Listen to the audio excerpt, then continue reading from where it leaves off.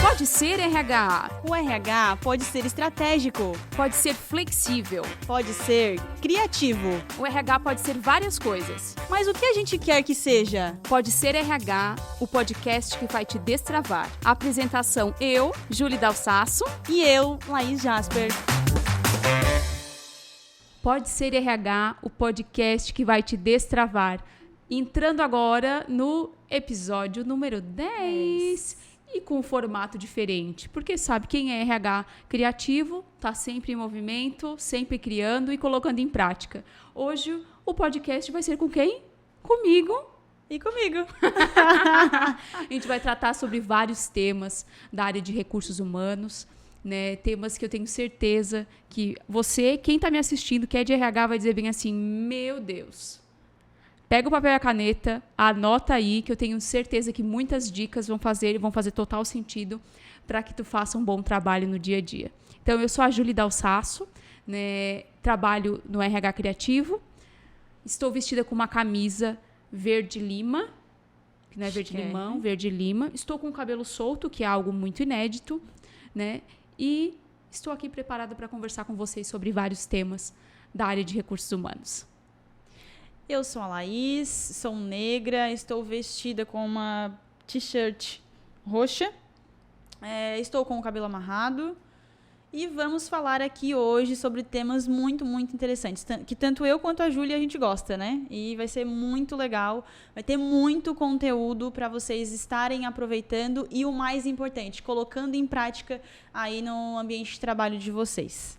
É isso aí. E um tema... Não, primeiro eu quero que vocês, quem estiver nos ouvindo, faz o favor de ir lá no Spotify, no vídeo ou no YouTube e dar uma olhadinha na TV, onde está passando alguns serviços que são do RH Criativo. A gente vai comentar sobre eles, né, que é importante. Como diz o nosso amigo Cassiano, fazer o jabá, né, porque o RH Criativo tem alguns produtos, algumas soluções que são importantes para a área de recursos humanos e principalmente para a tua organização. Quando a gente fala aqui em Bridget, que é RH para startups, o RH Criativo, ele tem muito essa vibe de startup, né? De movimento, criação, de erros e acertos, né? Do antes feito do que perfeito. Então, esse é um dos produtos que nós temos no RH Criativo, onde nós atendemos startups com toda a solução de cultura, recrutamento e seleção e treinamentos. E mais soluções, além do Bridget, que é RH para startups, nós também temos o Destrave RH. O Destrave RH já é a 6ª turma. Né, já vem desde 2019 um trabalho feito online, né, uma mentoria para profissionais da área de recursos humanos. E vai ter tanta coisa legal. A gente vai trabalhar cultura organizacional, vai trabalhar a experiência do colaborador e vão ter vários temas com foco em criatividade, como fazer um treinamento assertivo.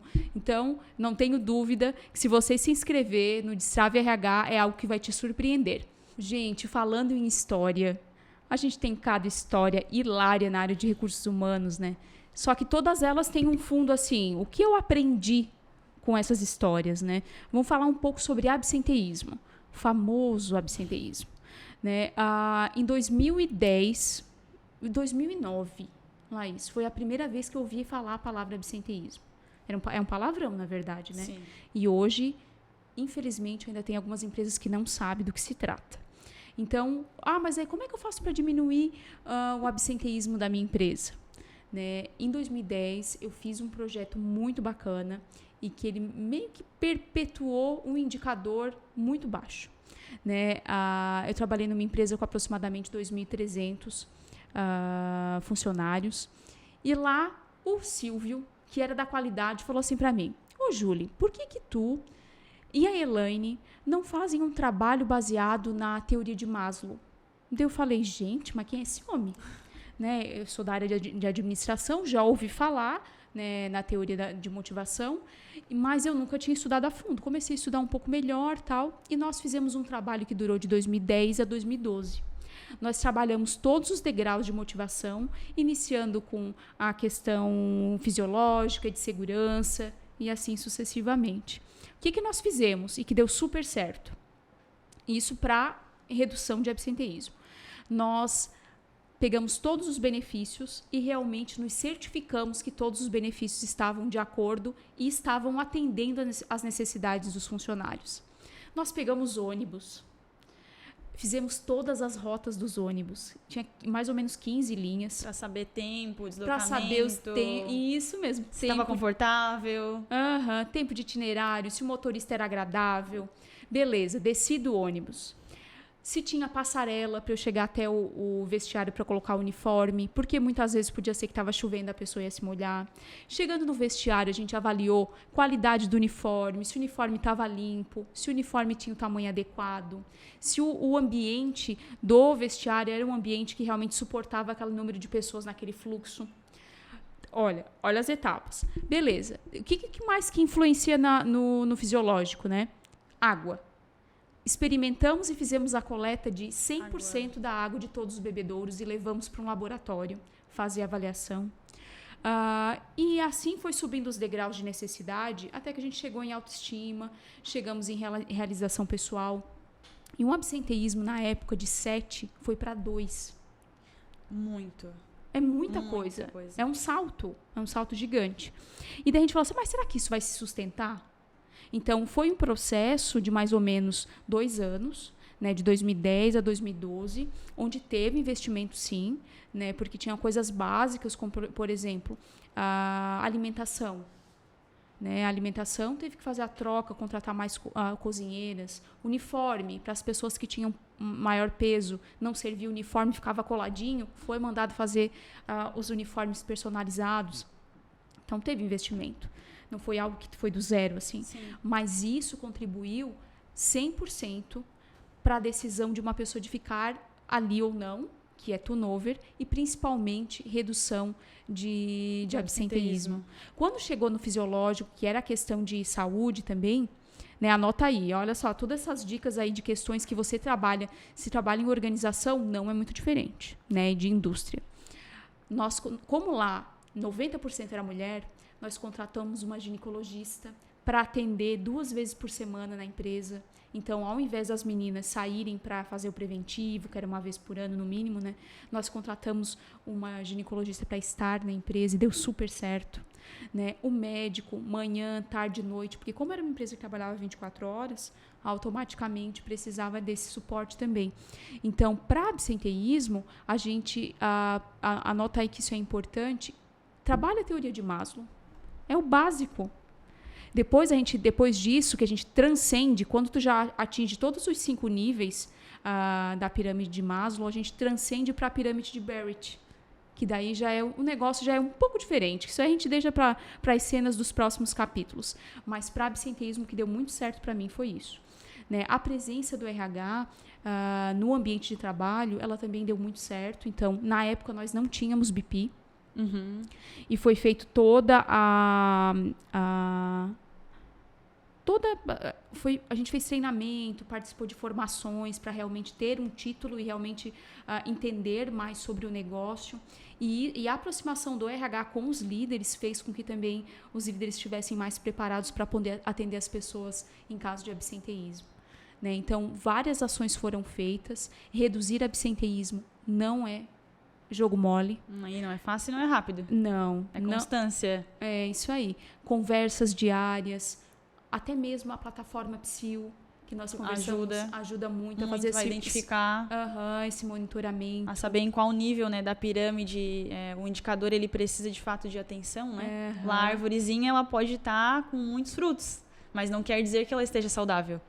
E em quantos setores, né, existem pessoas que demonstram que estão felizes, que estão bem, demonstrar, né, falar, mas acabam faltando ou porque não tem com quem deixar o filho, ou porque precisa sair para ir no médico, né? E são coisas que são necessidades básicas e que elas não pode deixar de ser feito e que se não fizer, em algum momento isso vai impactar, né? A pessoa vai precisar faltar, ela vai precisar conversar sobre isso com o líder, com quem estiver à frente dela, né? E sabe que lá em 2010, quando a gente começou esse projeto, não se falava muito em experiência do colaborador, né? E hoje eu entendo que todo aquele trabalho que foi feito é a experiência do colaborador. É a experiência do colaborador. O como ele é recebido, como ele é tratado no dia a dia, né? Ou realmente se os gestores se importam com aquele profissional, né? Então, o maior problema era atestado, né? Então, foi feito todo um trabalho em cima de redução de atestado e, na sequência, foi feito de faltas injustificadas, que é o nosso calcanhar de Aquiles.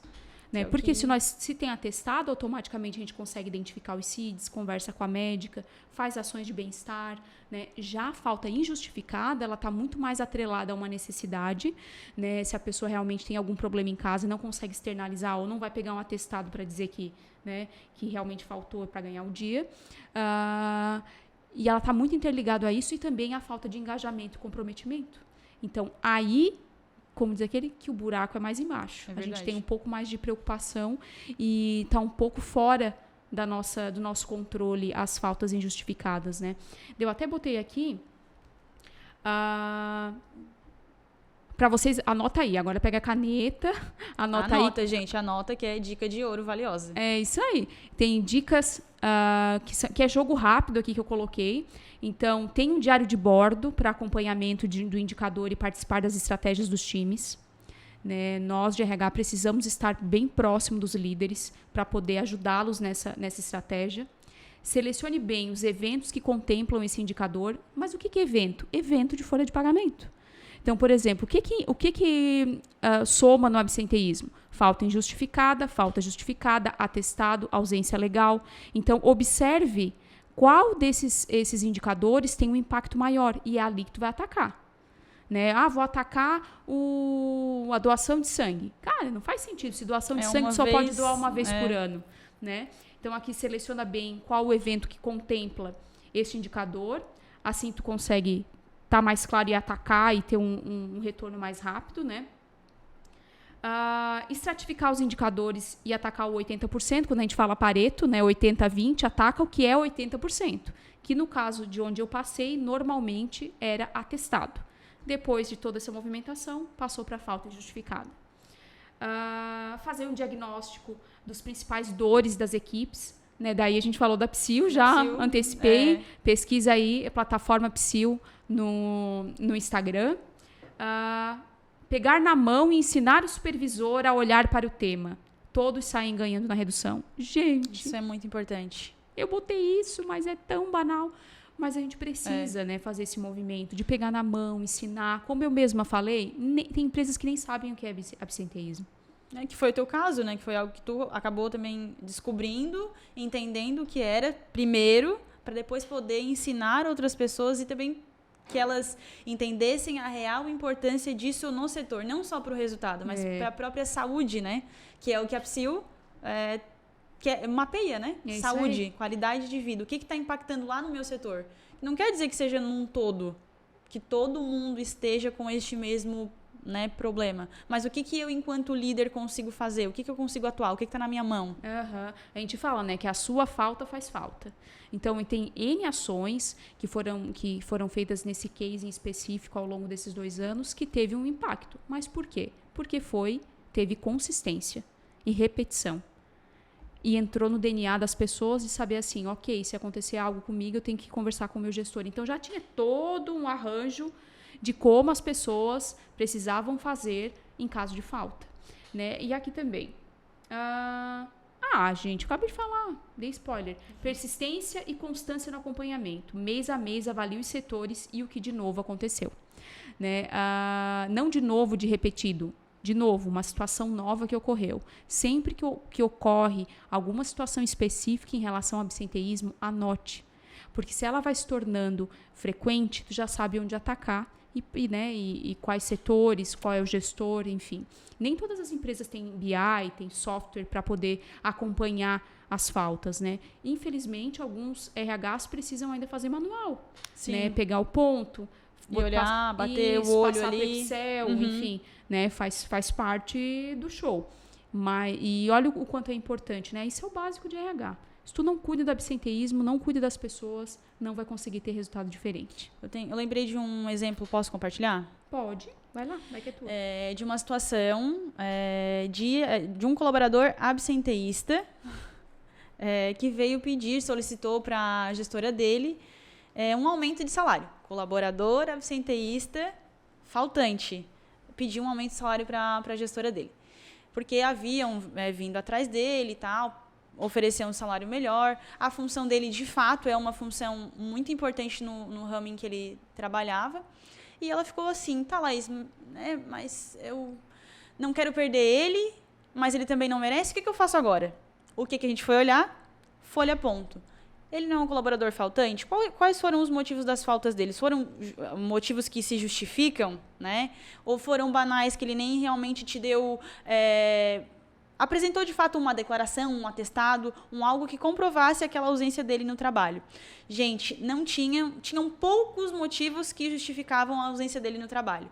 Nós fizemos o levantamento em dinheiro, de quanto ele havia faltado em 7 meses de empresa, deu aproximadamente R$ 3.500. Foi com isso, o que eu quero dizer com relação ao absenteísmo, né? Que ela conseguiu justificar, que já estava o óbvio para ele, mas ele mesmo se deu conta que se isso fosse descontado da folha de pagamento dele, ele teria rasgado R$ 3.500. E essa foi uma dinâmica que já foi o que eu usei em algum momento e é muito bacana. R$ 3.500 de falta, né? Injustificada, gente. A gente não está falando de atestado, porque é injustificada. Perde o final de semana também, né? Que é o descanso semanal remunerado, também perde, então faz a soma, é rasgar dinheiro. E falando em rasgar dinheiro, foi uma vez, nesse movimento que foi feito lá em 2009, eu falo 2009 porque lá foi realmente um case que teve um retorno, tanto financeiro, né, como indicador. A gente imprimiu as cédulas falsas e fez a dinâmica com os funcionários. Rasgar o dinheiro. De rasgar dinheiro. O que eu poderia ter feito com esses R$200 que eu acabei de rasgar? Né? E a gente começou a converter em aquisição. Por exemplo, poderia ter comprado, na época, um sofá, uma cadeira, uma geladeira. Né? E isso faz com que as pessoas também tenham consciência que no teu caso, pedir aumento não vai fazer sentido se ele continuar faltando. Né? Sim, faz muito pertinente, total sentido. Né? E até mesmo... para os próprios RHs, cara, pediu aumento. Mas se pediu aumento, tá faltando um monte. Sim. Então, ao invés dele pedir aumento, ele que venha trabalhar. É verdade. E ele não tinha se dado conta, isso é muito importante. A pessoa entender em números, né, o quanto que isso faz falta para ela, principalmente, né? E tá lá dentro das necessidades. Hoje, o que mais deixa as pessoas preocupadas? A falta de dinheiro. E que não necessariamente se justifica com aumento de salário, né? Aumento de salário é resultado, é meritocracia. Toda empresa, né, quando nós falamos bastante de absenteísmo aqui, a gente deu as dicas, toda empresa, o mínimo que um RH precisa saber são os indicadores. Né? E o indicador de absenteísmo, ele tem um impacto direto na produção, nas pessoas, no bem-estar. Né? E assim como esse tipo de indicador, a cultura também é algo que a gente precisa falar com muito mais constância, né? E estressar bastante o assunto para que as pessoas se sintam confortáveis e comecem a entender um pouco melhor. Porque agora eu já vejo que os RHs estão mais preparados para absenteísmo. Agora, já a cultura dá uma travadinha. O que é isso? É muito difícil. Não se fala aqui, não se faz. É isso aí, sabe que a Laís tem um case bem bacana, né, sobre cultura.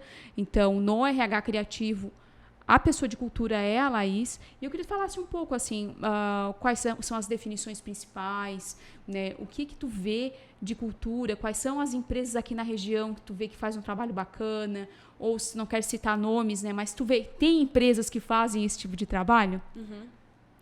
Então, para falar sobre cultura de maneira mais objetiva que as pessoas possam entender, primeiro a gente precisa saber o que é cultura organizacional, que é diferente de cultura, né? Cultura tá ligada à religião, à festa, à arte, mas a cultura organizacional, ela tem eu diria que um significado diferente, que é o nosso jeito de ser e fazer. E isso pode estar ligado à religião, à empresa, a grupos, né, de amizade, mas tem muito a ver com o jeito da empresa de fazer as coisas, a forma como a gente se comunica, as palavras que a gente usa, o que e como a gente comemora os nossos resultados, e também, e principalmente, aquilo que a gente tolera na nossa empresa. Né? Quais comportamentos a gente aceita dentro do clima e cultura organizacional. E daí vem a máxima, né? Tudo que toleramos vira cultura. Lembrando que cultura, quando a gente se fala, quando eu falo assim, é o jeito de ser, parece ser algo muito abstrato, né, Júlia? Mas cultura ela não é só abstrata. E como que ela não é só abstrata, Laís? Você falou só de coisa abstrata agora. Comportamento, tá? Mas como é que eu vejo o comportamento das pessoas? Fit cultural, né? Como que eu tomo uma decisão baseada, sei lá, em conexão? Eu vou olhar para o grupo. Então, o meu comportamento não vai ser o individual. Eu vou, no que eu vou fazer no meu cotidiano, olhar para como isso vai beneficiar, por exemplo, a minha equipe. Não vou olhar individualmente. E além dos comportamentos, a gente tem os artefatos, que são as coisas visíveis da cultura. Vou dar um exemplo que muito provavelmente em toda empresa tem. Crachá. É o teu cartão de visita. Esse também é uma das formas de trazer a cultura para a sua objetividade e de maneira concreta. Olhar para os artefatos. E rituais também. A gente falou aí sobre absenteísmo, né? Uhum. Ao longo do tempo, nessa experiência que a Julie comentou, o absenteísmo ele se tornou um ritual da empresa e é algo que a empresa entende que é importante. Olhar para esse indicador, olhar para resultado. Então, na cultura organizacional, uma das formas concretas de se ver um comportamento ou o jeito de ser e fazer é através dos rituais. E sabe que quando a gente iniciou um projeto de implantação de cultura, né, de reforço de cultura, eu aprendi muita coisa, assim. Eu aprendi o quanto é difícil a gente realmente desmistificar algumas coisas e fazer e repetir elas, né? Para que quando repete, automaticamente cai no teu DNA e tu acaba lembrando que realmente esse é o propósito da minha empresa, são os artefatos, né? Essa é realmente a cultura, né? E o que tu aprendeu, assim, falando sobre mudança de cultura organizacional dentro dos projetos que tu já fez? Um livro que me ajudou, até trouxe ele aqui para mostrar para vocês. O nome dele é Você é o que você faz. Se você gosta de livro, anota aí. Se você está nos vendo, tem a capinha dele aqui. Se não está nos ouvindo, o nome do livro é Você é o que você faz e a capa dele é azul. O que eu aprendi com ele? A cultura ela não vai acontecer 100% dos teus dias. Mas para que ela aconteça, o dono da empresa ele precisa comprar isso. Ele precisa dizer assim, cultura na minha empresa é importante. Falar sobre valores para mim é importante. Olhar para o meu sonho, quando eu pensei na minha empresa e trazer isso à tona para todas as pessoas que trabalham comigo, é inegociável. Então, isso é top-down. Tem que vir de cima para baixo. Porque, às vezes, quem está não digo que embaixo, mas na base, até quer fazer um movimento diferente. Mas se isso não vier de cima, não vai acontecer. E aí pode haver frustração. Então, eu aprendi também que cultura é uma obra inacabada e um relacionamento a longo prazo. E tem passo a passo? Tem passo a passo para ver cultura? Tem. Tem que ter, né? Porque senão a gente não anda. No nosso caso, a gente teve acesso a um relatório que foi feito através de um diagnóstico, onde participou-se aí principalmente a gestão, participou de entrevistas, de afirmativas, né, onde as pessoas assinalavam quais comportamentos tinha-se naquela cultura. Vou dar um exemplo para vocês. Na cultura da minha empresa, eu acredito muito na criatividade e na inovação para que eu invista tempo em desenvolver novos produtos. Na cultura da minha empresa, eu valorizo as relações interpessoais. Então, eu vou olhar de forma mais humanizada para as empresas. Para as empresas não, para as pessoas. E para a minha empresa. São tipos de afirmações que os gestores acabam colocando no sentido de eles veem aquilo acontecer e trazerem isso como uma verdade, né? Então, dentro desse diagnóstico, ele vai dar um indicador e ele vai falar sobre a tua cultura atual, que é aquilo que as pessoas sentem quando elas chegam para uma entrevista, quando tu divulga uma vaga. Então, tu tem a tua cultura atual, que foi o que a gente teve acesso no nosso movimento aí de cultura. Em contrapartida, a cultura atual é algo que já vem com a empresa há muito tempo. É o sonho do fundador, é a tua história, é a tua evolução. Contudo, tem a cultura desejada e ela está muito ligada à visão da empresa, que é o quê? Aonde eu quero chegar em X anos? Quais comportamentos eu preciso ter? Que foi o que eu tive acesso também. Cara, cultura não tem atalho, é estudar. É estudar e colocar em prática, é estudar e testar, é estudar e validar e principalmente trazer a gestão. Se a gestão não vier, se a gestão não comprar, se a gestão não entender o que é cultura, ela não vai funcionar. Ela não vai funcionar na tua empresa. E falando aí de passo a passo, então, diagnostica a cultura atual. Tá, mas se eu não tenho um diagnóstico, como que eu posso fazer isso? Anota aí, gente. Como que eu posso fazer isso? Olhando para os teus valores. Quais comportamentos traduzem os teus valores? Voltando lá para o valor conexão. O que quer dizer o valor conexão? Eu vou olhar para time, eu vou olhar para o individual. Quando eu faço uma ação, eu quero, de certa forma, olhar para o todo, para as pessoas, impactá-las de maneira diferente. Eu tenho tempo e grana para investir nisso.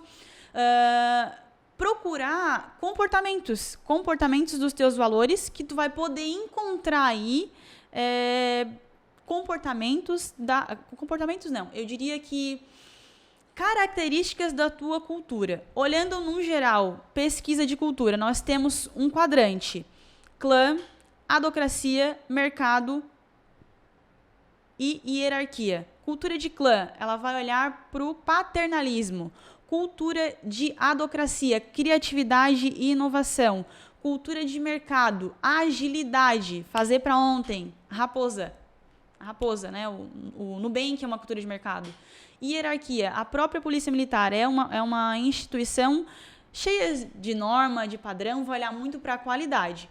Então, acredito que se tu enxergar características desses quadrantes dentro da tua cultura, tu pode começar a entender o que faz sentido para ti. Porque eu posso te garantir que uma pessoa que é criativa, talvez, muito embora, Laís, não se daria bem numa cultura de hierarquia. Por quê? Vai bater muito de frente com aquilo que é muito importante para mim, a autonomia. Tem-se isso dentro da cultura de hierarquia, mas é hierarquizado, tem muito processo, vai olhar para a qualidade e vai bater de frente com algo que é a criatividade. Não que ela não vá acontecer, mas ela vai ficar mais limitada. Então, anota aí. Clã, adocracia, mercado e hierarquia. A gente fala que cultura não são frases bonitas na parede. Não são, gente. E a gente acaba se enganando muito em algumas empresas que tu chega, porque tem escorregador, porque tem parede colorida, e tu chega lá, as pessoas estão cinza. Né? Então, não faz sentido. O trabalho de cultura, ele é um trabalho a longo prazo, como você mesmo disse. Né? Precisa de muito estudo, precisa de investimento financeiro e tempo. Por isso que chamam consultores e pessoas de fora, porque os RHs não estão preparados para atuar nesse tipo de trabalho. Né? Implantamos sim o projeto de cultura em empresas. Né? O RH criativo, ele tem case para poder dizer o que deu certo e o que não deu certo, né? E claro que o que não deu certo a gente vai melhorar, obviamente. Então, nós estamos preparados sim para atuar com projetos de cultura.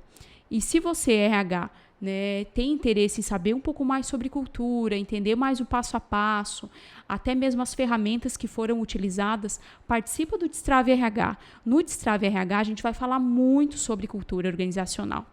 Né? Vamos explicar como funciona, quais foram os cases e as ferramentas utilizadas, né?